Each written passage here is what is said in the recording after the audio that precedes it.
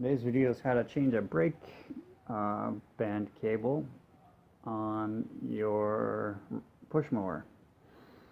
So what I have here is a cable that is snapped. It's actually in a couple different pieces. This piece actually goes in this end, and you can see how rusty it is and how nasty it is. I was trying to pull the other side of the cable out to show you guys, and it's it's all gunked up.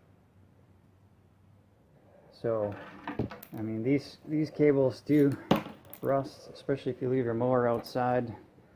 So when you're replacing a cable, a lot of times there is a number, if you look closely, somewhere on the cable, and that's your part number for this particular cable. So if you're looking for a new cable, just take that number to the to your part supply, or just Google it, maybe Amazon or something like that, and you can find yourself a replacement cable that way. So once you get your new cable,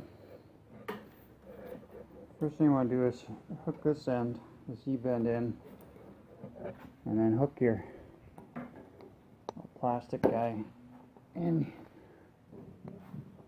here. Sometimes these can be a little bit stubborn. You might need to use a little bit of a rap of a hammer to get that, but I'm going to leave that for now. And you follow this other guy down and put the Z-bend in this end, and then what you need to do is you need to pull this guy through like so,